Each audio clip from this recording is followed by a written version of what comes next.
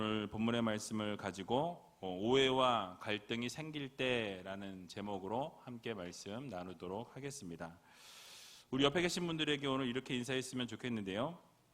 지혜로운 성도가 됩시다. 지혜로운 성도가 됩시다. 자, 여러분 어떠십니까? 여러분 지혜로운 성도로 살아가고 계십니까? 예, 매일매일 지혜롭게 살고 계시죠? 예, 이렇게 얼굴을 보니까 다 지혜로우신 것 같아요. 어느새 7월의 마지막 날입니다. 여러분 자주 비가 와서 날씨도 안 덥고 열대야 현상이 없어서 너무너무 행복해요. 여러분도 그러시죠? 저만 그런 거 아니고. 그래서 너무너무 좋은데 물난리 난 곳이 여러 곳이 있어서 조금 마음이 안타깝기도 하고, 또 비만 계속 오니까 이 농작물에 좀 피해가 좀 있지 않겠나. 얼마 전에 복숭아를 사갖고 와서 먹었는데 맹탕이에요. 아무 맛도 안 나고 그냥 말랑말랑하기만 한 걸 보면서 야, 이게 장마 때문에 그렇겠구나, 그런 생각을 해보았습니다. 다음 주 금요일이면 입추입니다. 입추.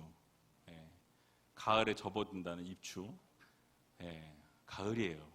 가을이 왔습니다. 그리고 그 다음 주가 말복인데요. 어쨌든 올해는 이렇게 여름이 잘 끝났으면 하는 바람이 있습니다.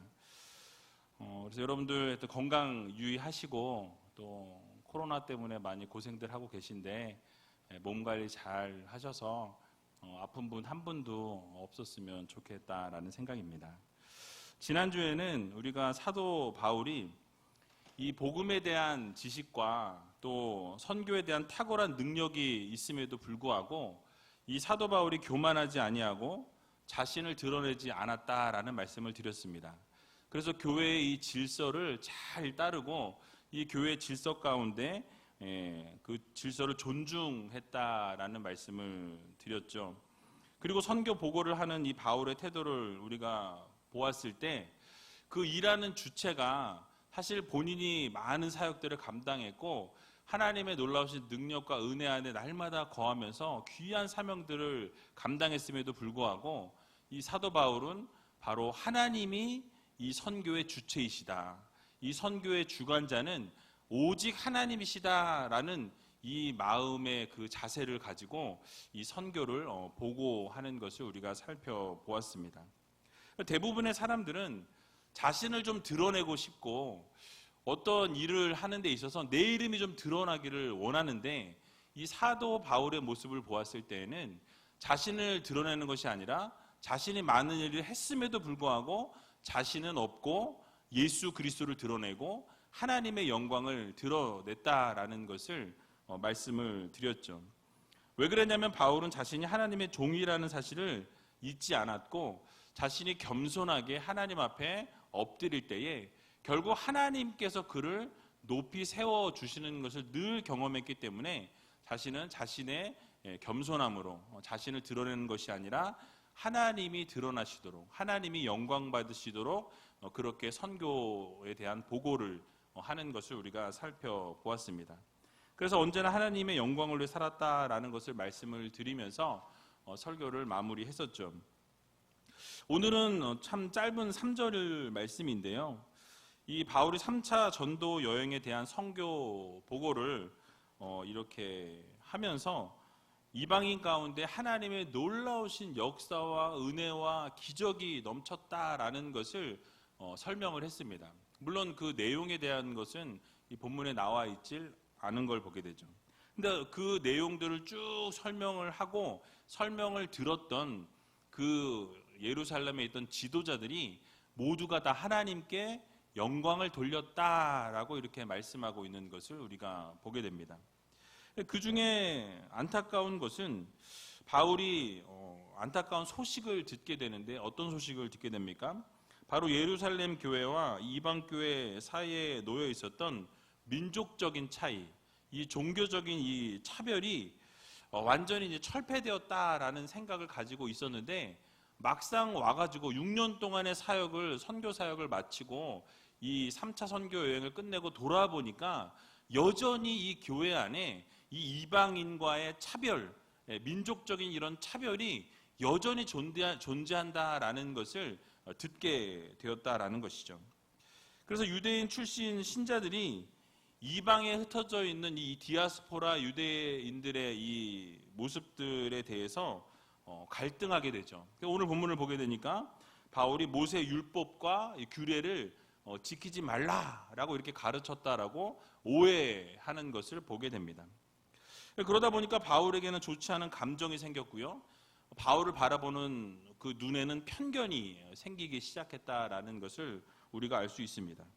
잘못된 오해로부터 시작된 이 감정을 해소하기 위해서 이 예루살렘에 있는 지도자들이 이제 함께 어떻게 이것을 해소할 수 있을까, 진심 어린 걱정과 함께 고민하고 이 문제를 해결해 나가려고 하는 모습이 오늘 본문에 그려져 있습니다. 자, 그렇다면 오늘 본문 한 절 한 절을 살펴보면서 하나님께서 우리들에게 주시고자 하는 교훈의 말씀이 무엇인지 같이 한번 생각해 보는 시간을 갖고자 합니다. 오늘 본문 20절을 보게 되니까 이렇게 말씀을 시작하죠. 우리 같이 한번 20절 읽어보도록 하겠습니다. 저희가 듣고 하나님께 영광을 돌리고 바울더러 이르되 형제여 그대도 보는 바에 유대인 중에 믿는 자 수만 명이 있으니 다 율법에 열심 있는 자라. 아멘. 자, 바울이 선교지에서 이렇게 사역을 이제 감당하게 될 때에 하나님께서 놀라운 기적의 역사들을 그 사역지 안에서 이루어 주셨다라는 것입니다. 그런데 그 이루신 것을 보면서 그 이루신 사역에 대해서 다 보고하게 되니까 그 예루살렘에 있던 지도자들이, 야고보와 이 많은 종교 지도자들이 그 이야기를 듣고 깜짝 놀라게 됩니다. 그래서 하나님께서 이방인 가운데서도 놀랍게 역사하시는구나, 살아서 역사하시는 것이 우리 이스라엘 백성들에게만 역사하시고 주관하시는 것이 아니라 이방 세계 가운데서도 하나님의 능력은 여전하시고 탁월하시고 위대하시다라는 것을 깨닫게 되죠. 그래서 그것을 보면서 하나님께 영광을 올려드렸다라고 말씀합니다. 즉 이방인들이 하나님 앞으로 돌아오게 된 것, 그리고 그 안에서 역사하신 하나님을 발견하게 된 것을 보게 되는데요. 그것을 보면서 영광을 올려드렸다라는 것은 곧 이방 사역을 했던 이 사도 바울의 이 사역을 같이 인정하고 칭찬했다라는 것으로 우리는 받아들일 수가 있습니다. 근데 그런 이후에 야고보가 말을 꺼내죠. 예루살렘에 수만 명의 일반 유대인들이 있는데 그들이 오해를 하고 있다라는 것을 조심스럽게 이 사도 바울에게 건네게 되는 것을 보게 되죠. 당면한 문제가 있다라는 것을 알려주고 있는 것입니다. 여기서 주목해야 될 부분이 바로 유대인 중에 믿는 자 수만 명이 있으니 다 율법에 열심히 있는 자라라고 이렇게 말씀하고 있는 것을 보게 되죠. 자, 율법에 열심히 있는 자라는 표현에 대해서 여러분 어떤 생각이 드십니까? 열심은 열심인데 어디에 열심이에요? 율법에 대해서 열심이었다라고 말씀하고 있죠. 만약 이 사람들이 유대교에 속해 있었던 사람들이라면 괜찮아요. 왜냐하면 유대 민족이고 또 유대교에 속해 있기 때문에 그 율법에 열심이었다라는 것은 그냥 우리가 인정하고 받아들일 수가 있다라는 말씀이죠. 하지만 여기에 나온 지금 본문에 나온 사람들은 어떤 사람들입니까? 유대인 중에서 믿는 자였어요. 그러니까 예수 그리스도를 주라 시인하고 고백하고 인정했던 사람들이 바로 이 사람들이라는 것이죠. 근데 이 사람들이 지금 뭐라고 말씀하고 있습니까? 바로 율법에 열심히 있는 자라고 이렇게 말씀하고 있어요. 여러분, 복음에 열심을 내야 되는데 이제 예수 그리스도를 믿는, 예수 그리스도께서 주라고 시인한 유대 민족인데, 믿는 자들인데 그들은 여전히 뭐에 집중하고 있습니까? 율법에 집중하고 있다라는 거예요. 늘 그들이 해왔던 것처럼 여전히 예수 그리스도께서 그 율법을 완성하시고 모든 것을 완전히 이루어 놓으셨음에도 불구하고 그 예수 그리스도를 믿으면서도 여전히 율법에 열심을 하고 있고 열심히 율법의 그 삶을 살아가고 있었다라는 것을 우리들에게 말씀해 주고 있는 것입니다. 그러니까 사도 바울을 생각해 보면 복음을 위해서 자신의 목숨도 아끼지 않았다라는 것을 우리가 여러 번 들었죠. 그러니까 율법이 아니라 예수 그리스도를 증거하는 복음을 위해서 자신의 생명도 아끼지 않았던 바울이 볼 때는 그 율법에 열심히 최선을 다하는 이 수많은 사람들을 생각하면 마음이 아팠을 거라는 말씀이죠. 여러분, 기독교를 개종한 유대인들이 여전히 율법의 열정과 열심을 내고 있었다라는 것은 문제였다라는 말씀입니다. 오늘 본문에서 열심이라는 이 단어를 찾아보니까 젤로타이라는 단어가 쓰였어요. 그 뜻은 막 열정이 타오르다 막 이런 거예요. 열정이 막 밑에서부터 북받쳐 오르다 막 이런 아주 막 그런 거 있잖아요. 어떤 거 막 하고 싶어가지고 막 하면서 막 하는 그런 열정. 그런 열정이 지금 어디에? 복음이 아닌 율법에, 그 율법을 향한 그 열정이 차고 넘치고 타오르고 있었다라고 지금 오늘 본문이 표현하고 있는 것입니다. 그래서 여러분, 그 뜻을 다시 해석해 보면 율법에 대하여 마음속 깊은 곳에서부터 끓어오르는 열정을 가진 자들이 수만이었다라고 이렇게 표현하고 있는 거예요. 여러분, 예전에 살펴본 적이 있었는데 이 사도행전 15장을 보게 되면 바울이 1차 전도 여행을 통해서 이 예루살렘 공의회에 함께 모였을 때 그들이 정한 것이 있습니다. 뭐냐면 이방인들이 이제 율법이 아니라, 이 모세 율법이 아니라 예수 그리스도를 믿었기 때문에 이제는 그리스도인들에게 이 율법을 이렇게 부과하지 말자. 율법을 거기에 너무 이렇게 매이게 하지 말자라는 것을 이 그 공의회에서 결정을 했다라는 말씀을 드렸었습니다. 그런데 이런 결정이 못마땅했던 거예요. 그것이 아니라는 거죠. 여전히 율법은 필요하다라는 것이 유대 기독교인들의 생각이었다라는 것이죠. 1차 선교여행을 지나서 2차 선교여행, 3차 선교여행이 지났음에도 불구하고 여전히 유대 기독교인들은 무엇을 중요하게 생각하고 있었던 것입니까? 율법을 중요하게 생각하고 있었다라는 거예요. 그러니까 예수 그리스도보다 율법에 더 포커스하고 율법에 더 집중하고 있었다라는 것을 우리들에게 말씀하고 있는 거예요. 그래서 계속해서 이방 출신 이 신자들도 여전히 율법을 지켜야 된다. 율법을 그래서 강조하고 있었다라는 것이죠. 근데 이러한 신념은 결국 바울이 개척한 여러 교회들 속에서도 계속적인 분쟁의 원인이 바로 이 율법 문제가 대두되는 것을 여러 곳에서 우리는 살펴보았습니다. 그래서 적대감이 이 예루살렘의 유대인 출신 신자들에게도 있다라는 이 사실을 이 야고보를 통해서 듣게 되었다라는 것이죠. 자, 여러분, 만약에 여러분들이 사도 바울이에요. 그 사도 바울이고 1차 전도 여행 때 이미 공의회에서 예루살렘 공의회 함께 모여가지고 이 율법에 대해서 더 이상 논하지 않겠다. 모두가 다 예수 그리스도를 믿는다면 이방인들에게 이 율법을 강요하지 말자라는 것을 땅 정했어요. 정하고 2차 전도여행 갔다 오고 3차 전도여행까지 갔다 왔는데 여전히 그 문제 가지고 여러분들에게 만약에 딱 그 얘기를 한다 그러면 여러분 기분이 어떨 것 같습니까? 아이 진짜 못해 먹겠네 막 그러지 않으시겠냐는 거예요.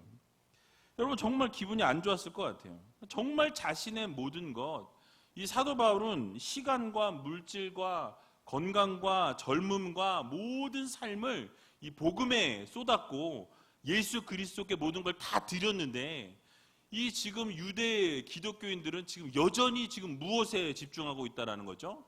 율법에 여전히 집중하고 있는 것을 바라보았을 때 너무나 마음이 아팠을 것이라는 말씀입니다. 그 열심인 사람이 수만 명이었다라는 것이죠. 여러분, 우리는 여기서 좀 진짜 깨달아야 할 것이 무엇이냐면 바로 바른 것에 우리가 열심과 열정이 있어야 한다는 거예요. 여러분, 열심과 열정이 있는 것은 너무나 좋은 겁니다. 그런데 그 열정과 열심이 바른 열정을 향해 나가고 바른 곳을 향해서 우리가 열심을 내어야 되지 잘못된 것을 향해서 우리가 열심을 내게 되면 문제가 발생하게 되어 있다라는 거예요. 여러분, 흔히 무엇이든 열심을 내면 좋을 것이라고 생각할 때가 있지만 무엇을 위해 열심을 내고 있는지, 정말 그것이 옳은 것에 대한 열심인지 우리가 좀 따져볼 필요가 있다라는 것이죠. 근데 그것을 전혀 고려하지 않거나 검증되지 않은 것에 대한 열심을 우리가 내고 있다라고 한다면 그것은 결국 우리 안에 문제가 발생할 수 있다라는 사실이에요. 여러분, 사도 바울의 예를 우리는 잊지 말아야 합니다. 사도 바울 역시 유대교에 있었던, 가말리알 문화에 있었던 아주 열심히 특심한 그런 사람이었잖아요. 여러분 잘 아실 거예요. 그래서 죄인의 괴수의 역할을 감당했습니다. 기독교인들을 죽이는데 앞장섰던 살인자의 역할을 감당했던 사람이 바로 사도 바울이었다라는 것이죠. 유대교에 있어서 최고의 열심을 가졌던 사람 중에 하나가 바로 이 사도 바울이었다라는 것이죠. 잘못된 열심이었다라는 것을 결국을 고백하는 것을 보게 되죠. 그러니까 이 잘못된 열심, 잘못된 열정은 결국 바른 것이 아니라 잘못된 길을 향해서 나아갈 수 있다라는 것을 우리는 반드시 이 예를 통해서 기억해야 한다라는 말씀입니다. 그래서 오늘 본문에서도 보게 되면 이 율법을 향한 열정을 가진 사람들이 여전히 수만에 이르고 있다라는 이 말씀을 우리가 보면서 과연 우리는 무엇에 열심히 이고 무엇을 향한 열정을 지금 불태우고 있는가, 여러분 자신을 한번 들여다보는 귀한 시간이 오늘 이 밤이 되었으면 좋겠습니다. 그러니까 잘못된 것에 대한 열심을 내는 것은 이 상당히 위험하다라는 거예요. 그래서 이 불이 난 곳에 기름을 붓는 것과 같은 상황이 올 수도 있다라는 것이죠. 우리의 열심을 다시 한번 생각해 보았으면 좋겠습니다. 나를 위한 열심은 아닌가? 지금 내가 열정을 내고 있는 것이 하나님을 위한 열심인가? 하나님을 위한 열정인가? 하나님이 기뻐하시는 일이기 때문에 내가 최선을 다하고 있는가? 아니면 나를 드러내기 위해서 내가 좀 나타나기를 원해서 내가 지금 그렇게 열정을 쏟아내고 있는 것인가? 이것을 좀 여러분 분별할 필요가 있다라는 것이죠. 그러니까 잘못된 열심은 결국 잘못된 열매로 나아갈 수 있음을 우리는 꼭 기억해야 할 것입니다. 그러므로 우리의 삶을 잘 돌아보시고 혹시라도 잘못된 곳에 열심과 열정을 지금 쏟고 있는 분이 이 자리에 앉아 계시다라고 한다면 여러분 그 잘못된 열심과 열정을 바른 열심과 열정으로 바꾸어서 하나님이 기뻐하시는 곳에 쏟을 수 있는, 그래서 하나님이 기뻐하시는 것, 하나님이 원하시는 것, 하나님이 말씀하시는 것, 하나님께서 우리에게 요구하시는 것에 우리의 열심과 열정을 쏟는 저와 여러분들이 다 되시길 주님의 이름으로 간절히 축원드립니다. 자, 그런데 예루살렘 교회의 지도자들이 이 사도 바울에게 유대인 기독교인들이 적대감을 가지고 있는 그 이유에 대해서 오늘 본문에서 말씀하고 있는 것을 보게 되죠. 21절에 나와 있는데요. 우리 같이 한번 21절 읽어보도록 하겠습니다. 내가 이방에 있는 모든 유대인을 가르치되 모세를 배반하고 아들들에게 할례를 하지 말고 또 규모를 지키지 말라 한다 함을 저희가 들었도다. 아멘. 자, 지금 내용을 보게 되면 사도 바울이 이 디아스포라 유대인들과 또 이방인들에게 가르친 내용이 이렇다라고 지금 들었다라는 것을 말씀하고 있죠. 근데 그 내용을 보게 되니까 뭐라고 얘기하죠? 모세를 배반하고 또 할례를 행하지 말고 또 규모를 지키지 말라라는 이런 가르침을 했다라고 이렇게 지금 기독교 유대인들이 알고 있다라고 전해 주었습니다.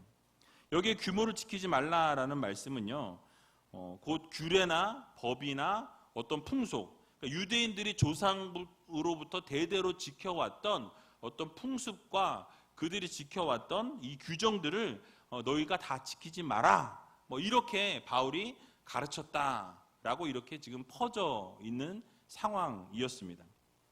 여러분, 사실 이 바울에 대한 이러한 오해는요, 이 구약의 율법과 신약 복음의 관계에 대해서 기초한 이 바울의 가르침을 충분하게 이해하지 못한 데서 발생한 오해였다라는 거예요. 바로 바울은 이방인들과 자유로운 교제를 해도 된다라는 것을 이렇게 가르치면서 육신의 할례가 아니라 무슨 할례? 마음의 할례를 우리가 받아야 된다라는 거예요. 겉으로 드러난 할례가 중요한 게 아니라, 겉으로 표시가 된 이 표시가 중요한 게 아니라, 이 마음에 하나님이 주신 성령으로 새롭게 되어지는 것이 더 중요하다라는 것이 바로 사도 바울의 가르침이었습니다. 그래서 바울은 할례와 무할례의 형식은 중요하지 않다, 그 내용이 중요하다라는 거죠.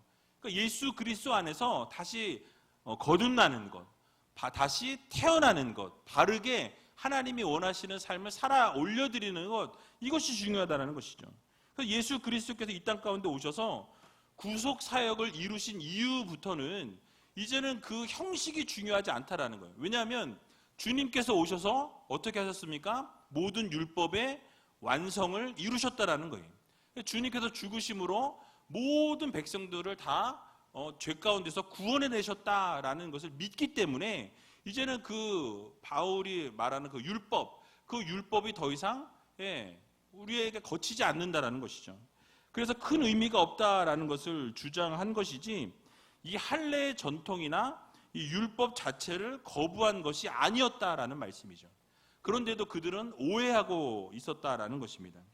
즉 예수 그리스도께서 모든 율법을 성취하시고 완성이 되어 주셨기 때문에 이 이전의 의식법이나 이전에 있었던 율법은 더 이상 지킬 필요가 없고, 이 신약의 복음, 예수 그리스도께서 말씀하신 그 가르침을 그대로 따르고 믿게 되면 그 율법도 우리가 지키게 된다라는 것을 말씀하고 있는 거예요.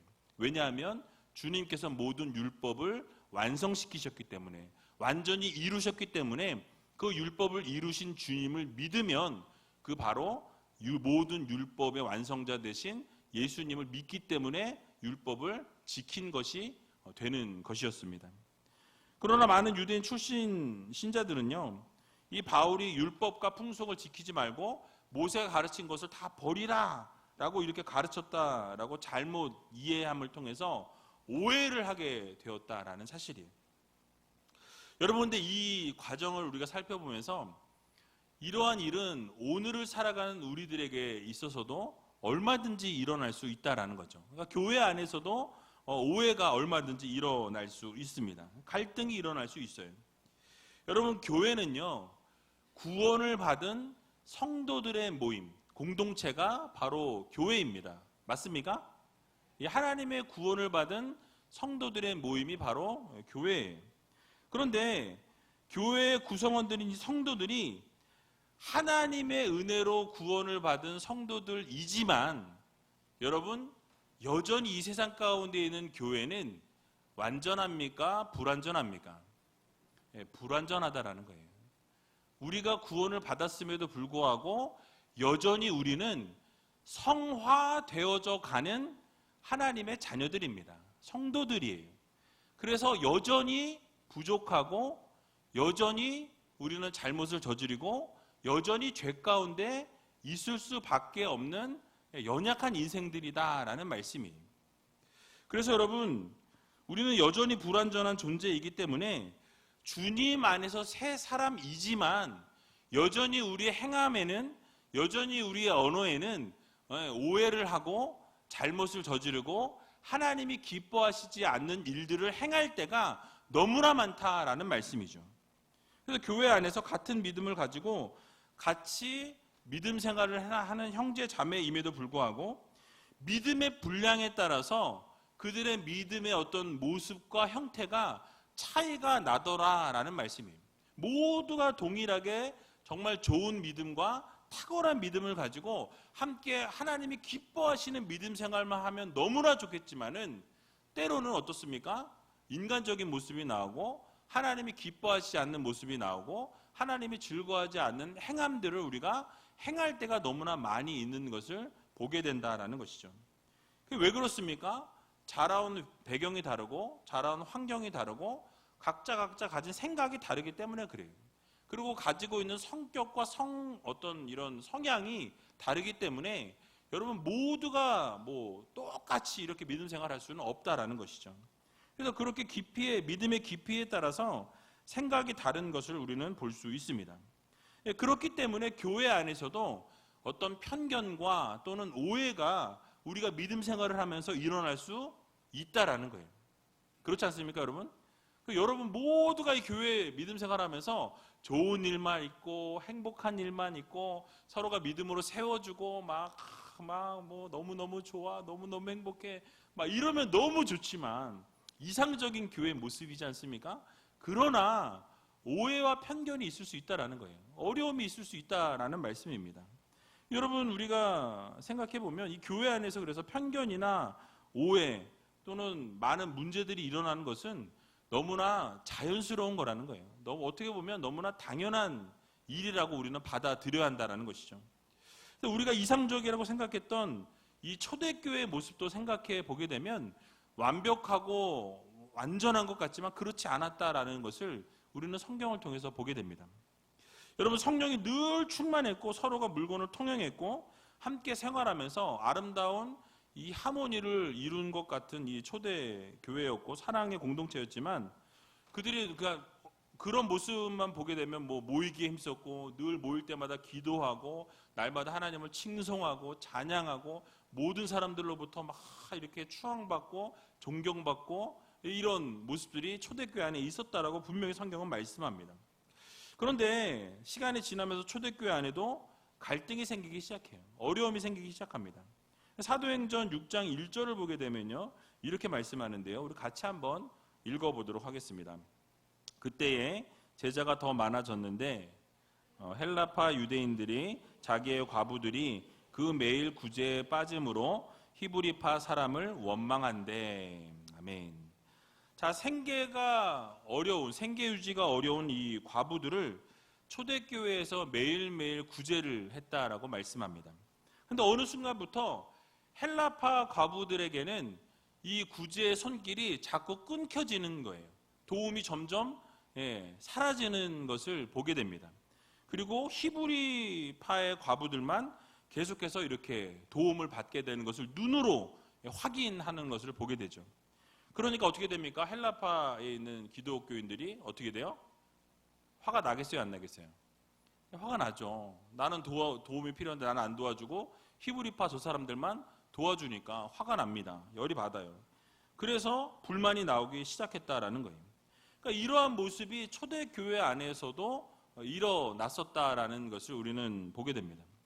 또 여러분이 잘 아는 것처럼 지난번 설교 때도 말씀드렸는데 위대한 사역자들이었던 바울과 바나바, 여러분 어떻게 됐습니까?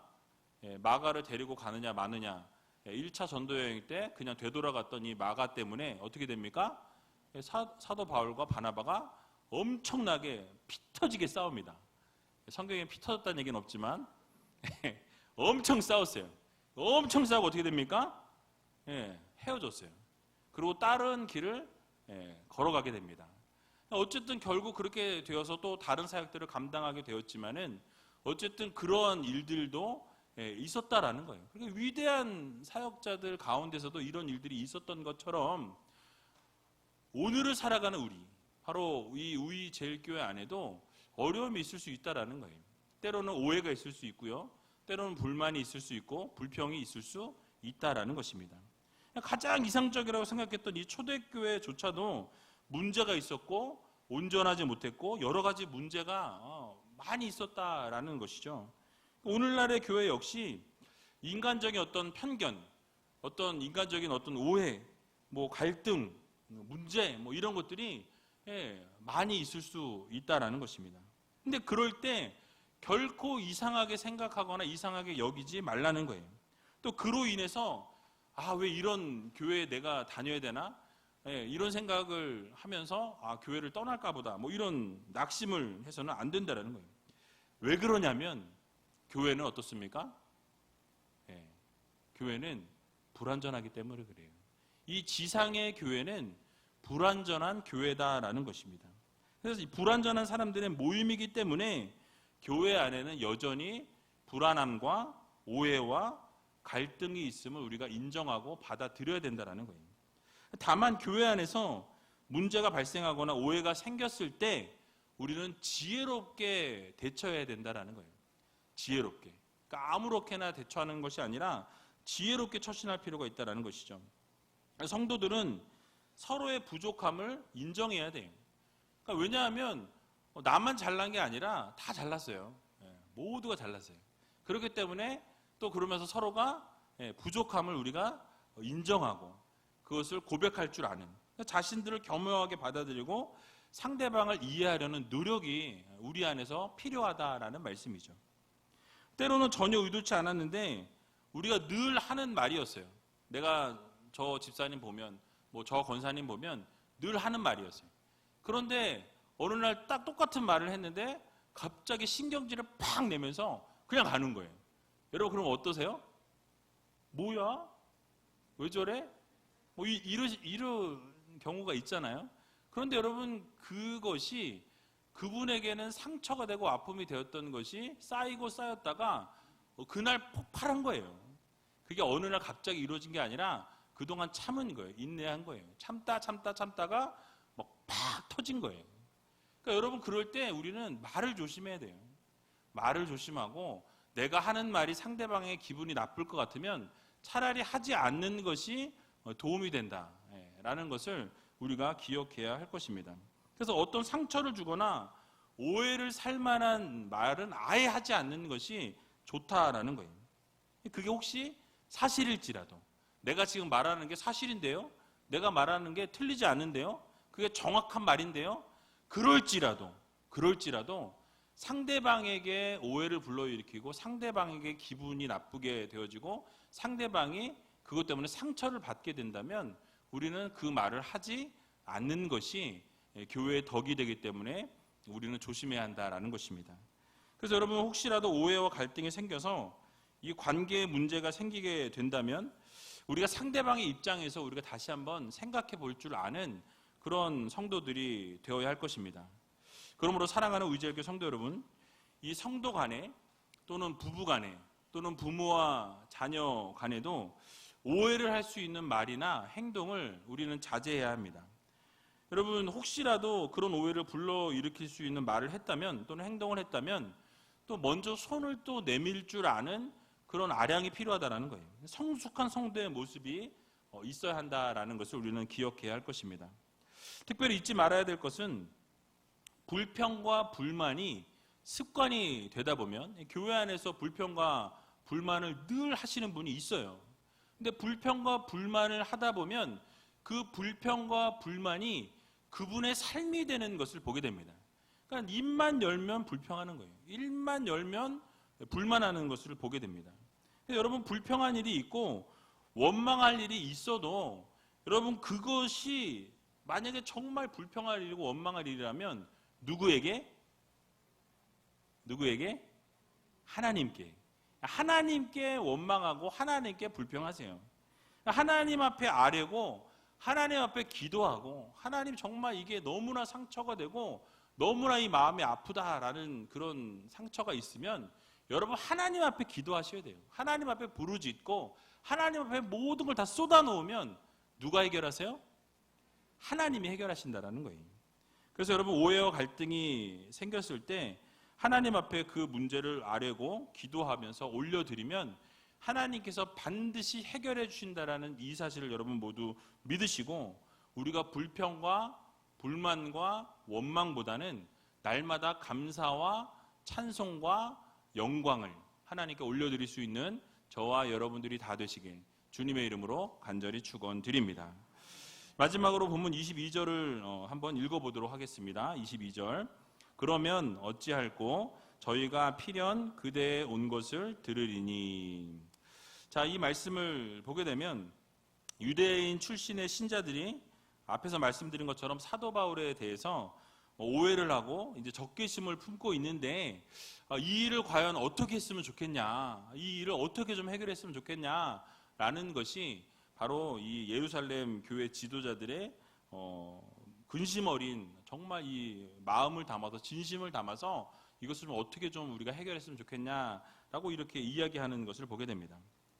근데 여러분 이 유대인 출신 신자들이 보였던 이 적대적인 태도를 우리가 생각해 보면 오늘을 살아가는 우리들의 시각에서 볼 때 참으로 진짜 뭐 어처구니 없는 일이다라고 우리는 생각해 볼 수 있습니다. 왜냐하면 여러분 사도 바울이 어떤 삶을 살았습니까? 최선을 다해서 살았어요.